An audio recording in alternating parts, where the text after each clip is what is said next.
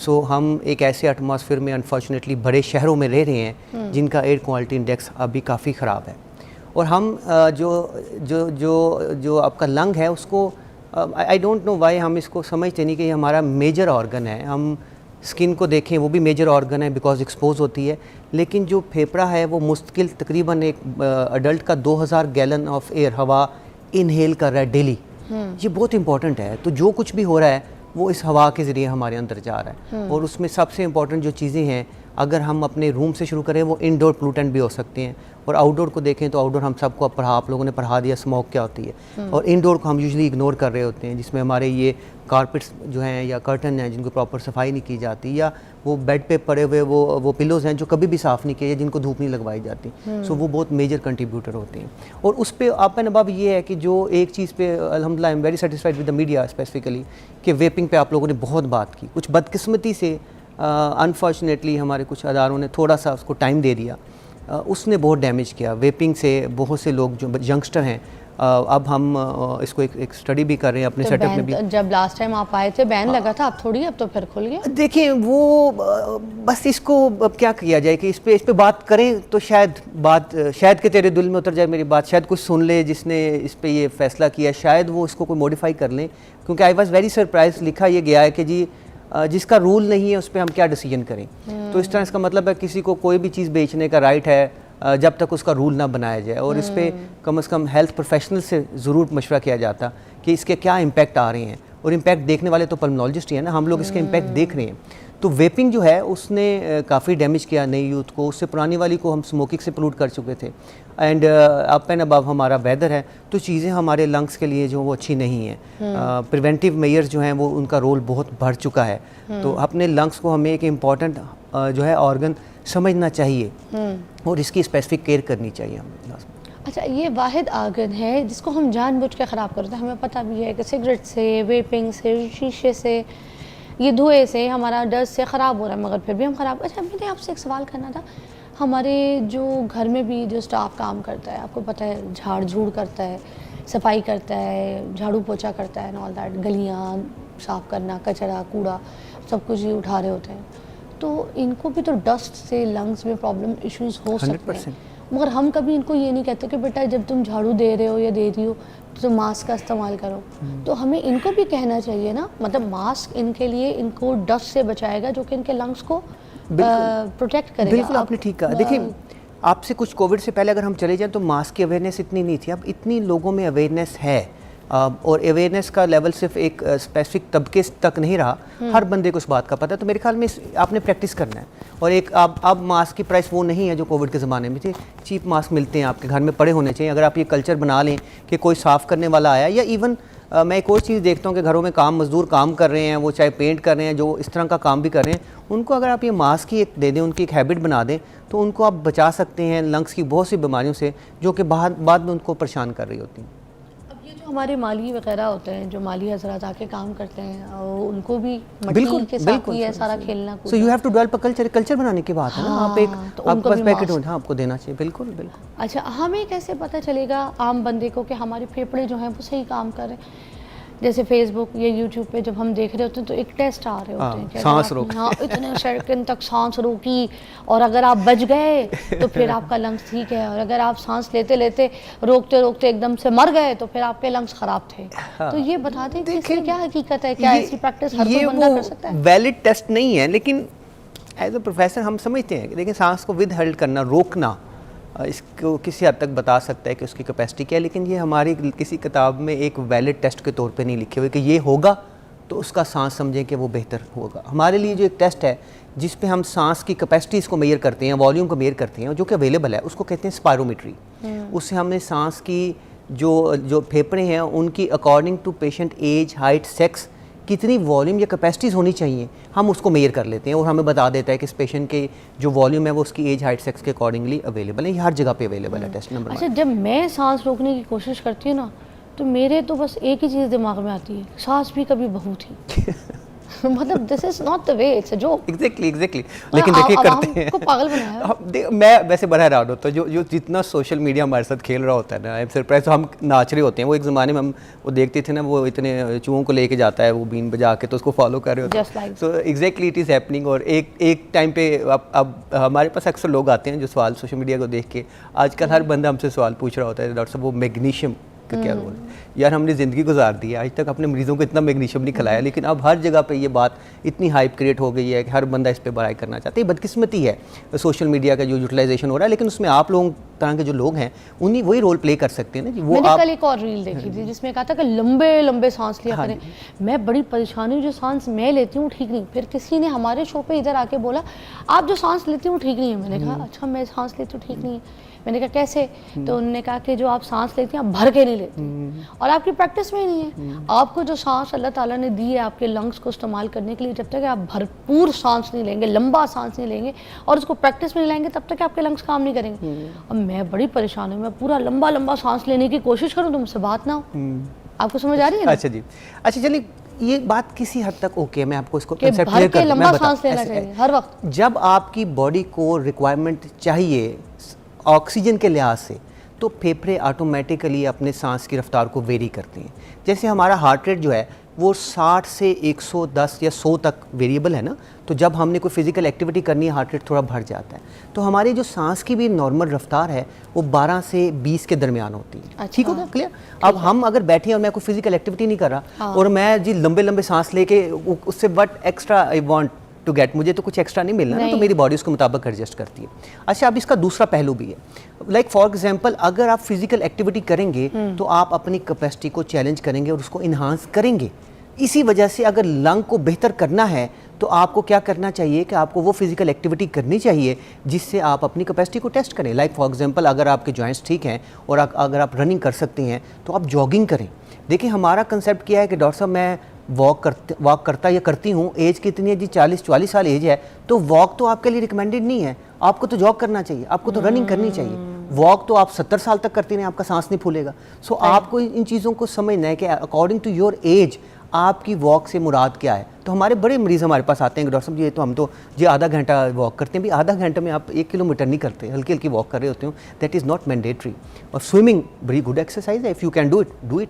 और अगर आप जिम करते हैं तो प्रॉपर उसको करें, ये नहीं है कि आप जिम जा रहे हैं और एक्टिविटी आप कुछ नहीं करें। तो फिजिकल एक्टिविटी आपके जो वाइटल ऑर्गन हैं उनकी कैपेसिटी को इन्हांस करती है, इसमें कोई दो राय नहीं है। लेकिन हमें हर वक्त नहीं चाहिए ये ज़हन में रखें। हर वक्त हमारा सांस जो है उसकी रफ्तार 24 रहे तो हमारा तो फेफड़े ख़त्म हो गए, हम तो थक जाएंगे, हमारा तो सिस्टम फेल हो जाएगा।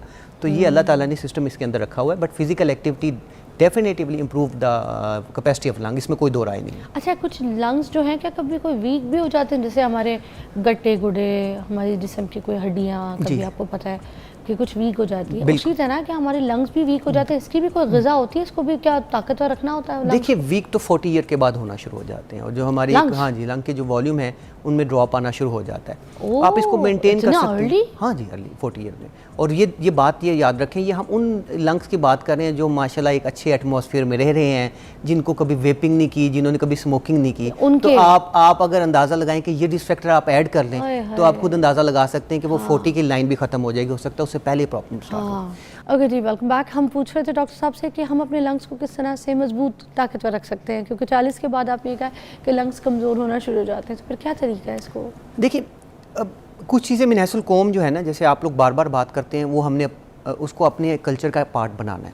जैसे आप अगर बाहर जा रहे हैं तो मास्क पहनना शुरू करें, किसी भी शहर में आप रहते हैं, किसी भी इलाकों में आप रहते हैं। आपको प्रिवेंटिव मेडिसिन जिसमें वैक्सीनेशन का मेजर रोल है उसको यूज़ करें। वैक्सीनेशन अवेलेबल हैं स्पेसिफिकली फ़्लू की और नमूनिया की, उनकी जिनको डॉक्टर रिकमेंड करता है। फ़्लू की तो मेरे मुताबिक it is recommended for everybody to some extent. बच्चे जो स्कूल ग्रोइंग है, आप लोग जो मीडिया के लोग हैं, वो लोग जो पब्लिक डीलिंग करते हैं, एवरी हेल्थ केयर वर्कर, वो बेचारे जो बैंकर्स में बैठे हैं उन सब को जो कि पब्लिक से एक्सपोज हैं उनको फ्लू शॉट्स लगवा लेना चाहिए, जो कि आजकल अवेलेबल है। एंड बिलीव मी ये इतना कॉस्टली भी नहीं है, इतना आप बर्गर खा लेते हैं जितनी उसकी कॉस्ट है। अच्छा, ये कौन सी हमने लगानी है? ये यूजुअली एक दो कंपनी से बनाती हैं, ये इंपोर्टेड ही होते हैं, एक दो कंपनी बनाती हैं इंपोर्टेड। हाँ इंपोर्टेड होती है, लोकल मेड तो होता कोई नहीं है। सो एक दो जो भी कंपनी के अवेलेबल है और आजकल अवेलेबल है वो इसी सीजन में लगाएं, बिकॉज इसका इफेक्टिव टाइम जो स्टार्ट होता है वो 3 वीक्स के बाद स्टार्ट होता है। और अनफॉर्चुनेटली फिर हमारा स्मोगी थोड़ा सा वेदर आ जाएगा, अल्लाह करे कि इस दफ़ा थोड़ी सी कम हो, फिर विंटर स्टार्ट हो जाता है। तो ये अगले 6 मंथ जो होते हैं हमारे लंग्स के लिए बड़े टेस्टिंग होते हैं। अच्छा, इसके बारे में मैं ये बता दूं कि ये किस तरह से काम करती है और नहीं काम करती। आज से 1 साल पहले की अगर मैं बात बताऊं तो पिछले साल ये मैंने ज़िंदगी में पहली मरतबा लगाई थी, और मैं वाहिद वो पेशेंट, आप मुझे समझ सकते हैं कि डॉक्टर साहब गवाह कि मैं इतनी बुरी बीमार रहती थी। पूरा साल जो था मुझे अगर शुरू हो जाती थी खांसी तो वो पूरे साल समझे मुझे रहती थी, और मैं एक एलर्जिक पेशेंट के तौर पे ना अपने आप को बार बार डॉक्टर्स को दिखाती थी, इतनी खांसी, इतना एलर्जी। तो ये मेरे साथ हमेशा से चलता आ रहा है जब से मैं लाहौर शिफ्ट हुई हूँ, तो 13-14 साल से। मगर मुझे डॉक्टर साहब मिले थे यहाँ पे 1 साल पहले, तो इन्होंने मुझे रेकमेंड किया, मैंने अपनी बेटी और ख़ुद दोनों को वैक्सीनेशन करवाई। और सीरियसली मैं आपको कसम खा के कहती हूँ कि मेरा पिछला साल पूरा सुकून से गुजरा, जो कि मेरी पूरी ज़िंदगी पे 13 साल की ज़िंदगी पे भारी, वरना 13 साल में रुलती रही हूँ, खास कर डॉक्टरों के पास जाती थी।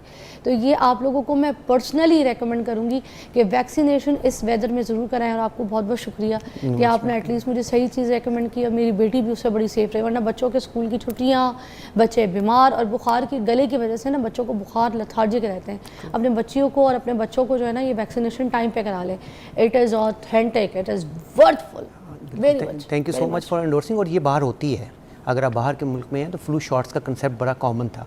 अब अल्हम्दुलिल्लाह बिकॉज ऑफ द अवेयरनेस आप लोग यूजली करवाने लग पड़ते हैं, और यही उसकी हेल्प करती है। फिर जो लोग जिनमें कोई रिस्क फैक्टर है, लाइक हम बात कर रहे हैं बार बार स्मोकिंग के, वेपिंग के, उनमें हम कुछ एक्स्ट्रा वैक्सीनेशन और भी रिकमेंड करते हैं, जिसमें से कुछ पाकिस्तान में अवेलेबल है, कुछ पाकिस्तान में अवेलेबल नहीं है। अच्छा, अब इन चीज़ों के साथ जो इंपॉर्टेंट चीज़ें हैं वो आपको अपने इनडोर एटमॉस्फेयर में देखना चाहिए कि कोई ऐसा पोल्यूटेंट तो नहीं पड़ा हुआ जो हमारे सांस को ख़राब कर रहा है। जिसमें सबसे इंपॉर्टेंट जो चीज़ें हैं जो कि वेल प्रूवन है वो हमारे कारपेट्स हैं, या अगर आपके कर्टन्स हैं जो कि आपने कभी साफ़ ना किए हो, या आपके बेड के ऊपर पड़ी हुई वो पिलो है जो कभी नीट एंड क्लीन ना किया हो, तो इनको साफ़ करना, इनको झाड़ना, इसकी एक हैबिट। और कमरे को धूप भी लगानी चाहिए। हाँ बिल्कुल, वेंटिलेशन, वेंटिलेशन बिल्कुल आपने ठीक कहा, ये बड़ा इंपॉर्टेंट है कि इसको धूप भी लगे और हवादार भी हो। फिर एयर प्योरीफायर ठीक है बट कॉस्टली है ना, तो अल्लाह ताला ने हर चीज़ हमारे लिए पैदा करके दी हुई है। तो जो इंडोर प्लांट्स हैं उसकी हैबिट हमने करनी चाहिए। ये मनी प्लांट है, रबर प्लांट है, स्नेक प्लांट्स हैं, इसको कमरों के अंदर होना चाहिए। एलोवेरा इज़ वेरी गुड, ये आपके कमरों में होना चाहिए। इस तरह हम आउटडोर में अगर चले जाएँ तो आउटडोर में जब हम एक्सपोज करते हैं अपने आप को, तो हमने मास्क की पहले बात कर ली। फिर घर जाने, जब बाहर जाते हैं वापस आते हैं तो अपने हाथों को, आँखों को और ये नाक को, गले को साफ़ किया करें। इस कल्चर को अपनाएं। अब हाँ, क्योंकि नाक को मोस्टली लोग साफ नहीं करते, सिर्फ चेहरे को करते हैं, नाक को भी क्या करें। सो राइट। और वैसे तो अल्हम्दुलिल्लाह देखिए, अगर आप 5 वक्त नमाज पढ़ते हैं ना तो सारे पैरामीटर्स कंप्लीट कर लेते हैं, बेशक नाक से। दूसरी फिर इंपॉर्टेंट चीज़ है, फिर आपने जब इतना एक्टिविटीज़ कर ली हैं तो डाइट जिनको हम समझते हैं, dietitian can guide you better, but जितना हमें आइडिया है कि हमारे में विटामिन डी जो है वो हमारी ओवरऑल हेल्थ को, इम्यूनिटी को स्ट्रॉन्ग करता है, तो विटामिन डी का लेना ज़रूरी है। अच्छा। अब बदकिस्मती ये है कि हम जिस इलाकों में जिधर रहते हैं तो रोज़ाना हम मीडिया पे देख रहे होते हैं कि वो 5 लाख लीटर जो दूध है उसको केमिकल को नाले में बहा दिया गया, वो दूध नहीं केमिकल था, यही खबरें हमें मिलती रहती हैं। तो आपका main source of vitamin D या तो दूध है या इसकी प्रोडक्ट हैं, या आप सन से ले सकते हैं, अगर वो धूप, सर्दियों की धूप जिसको हम कहते हैं, सुबह 11 से 3 बजे के दरमियान वाली धूप में। अच्छा। और अदरवाइज़ आपको इसको रिप्लेस करना पड़ता है in the form of capsule हैं, कुछ इंजेक्शन है जो आप अपने डॉक्टर से पूछ के लिए जा सकते हैं। फेफड़े अगर कमज़ोर हो रहे हैं इंसान के तो उसकी अलामात क्या क्या हैं? किस तरह से आम इंसान को पता चलेगा कि मेरे फेफड़ों में कोई इशू तो नहीं आ रहा, कोई बीमारी तो नहीं आ रही? हाँ जी, वेरी इंपॉर्टेंट क्वेश्चन जी। कि कॉमन जो सबसे पहली सिम्टम्स होती है जो कि यूजुअली इग्नोर की जाती है वो होती है खांसी का होना। अगर कोई भी खांसी 2 हफ्ते से ज़्यादा चलना शुरू हो जाए तो उसको आपको देखना चाहिए कि ये इसकी क्या रीज़न हो सकती है। ये किसी भी डिज़ीज़ की अलामत हो सकती है। फिर उसके साथ बलगम का आना, और बलगम में अगर खून आ जाए, खून वाला तो एलिमेंट सब लोगों को पता है, लेकिन बलगम भी आना ये एक नॉर्मल पैटर्न नहीं है। खून के साथ? हाँ जी, खून के साथ आएगा तो वो तो लोग यूजुअली सस्पेक्ट कर लेते हैं, डॉक्टर साहब में टीबी हो गई है, या खुदा ना खासा जिसने सिगरेट पी होती है उसको शक हो जाता है कि मुझे कहीं कैंसर तो नहीं है, तो वो तो लोग हमारे पास आ जाते हैं। लेकिन बलगम का नॉर्मल आना तो ये नॉर्मल तो नहीं है। अगर बलगम एक लेवल से ज़्यादा आप में आ रही है और वो 2 से 3 हफ्ते से ज़्यादा चल रही है तो उसकी इन्वेस्टिगेशन की रिक्वायरमेंट है। फिर सांस में तंगी महसूस होना, चलने से सांस का फूलना, देखिए अब ये 40-50 साल एज जिसको बदकिस्मती से हम बुढ़ापा समझना शुरू हो गए, वो बुढ़ापा नहीं है। हम लोग क्या करते हैं कि जी फीमेल स्पेसिफिकली जब वो 40-50 के करीब होती हैं तो वो कहती हैं जी ये तो उम्र का तकाजा है और हमारा सांस फूलना ये नॉर्मल है, बट नॉट एट ऑल। अगर आपका सांस फूलता है इतना कि आप सीढ़ियाँ चढ़ें तो आपका सांस फूलना शुरू हो जाए, तो फिर भी आपको डॉक्टर से रजू करना चाहिए, किसी बीमारी की अलामत हो जाती है। सांस में सीटियों की आवाज़ का आना, ये बहुत इंपॉर्टेंट साइन है। सीटियों की आवाज़ का आना, सीटियाँ जैसे विसल्स बज रही होती हैं और ये सांस लेते हुए, ये एक अस्थमा का बड़ा इंपॉर्टेंट साइन है। और इसके अलावा अगर आपका हाथ कोई नीले हो रहे हो, आपको महसूस हो रहा हो कि हाथ नीले हो रहे हैं, ऐसे ये जगह, ये वाली जो टिप्स ऑफ फिंगर जो होती हैं ये नीली, हाँ नीली हो रही हैं, ये भी फेफड़ों से भी इनका ताल्लुक हो सकता है। सो बाकी ये है कि जनरलाइज बुखार का होना, क्या ये जो वेन्स है सर वो, no not vein, it's a tip, finger skin नीली होना शुरू। अच्छा, ये भी अलामत है भाई, नई चीज़ पता चली। अच्छा, फिर ये है कि इसके अलावा बाकी अलामत तो जनरलाइज हैं, लाइक अगर आपको खांसी आ रही है, साथ बुखार रह रहा है, आपको भूख कम लग रही है, वज़न कम हो रहा है, तो ये टीबी की बड़ी स्पेसिफिक अलामत है।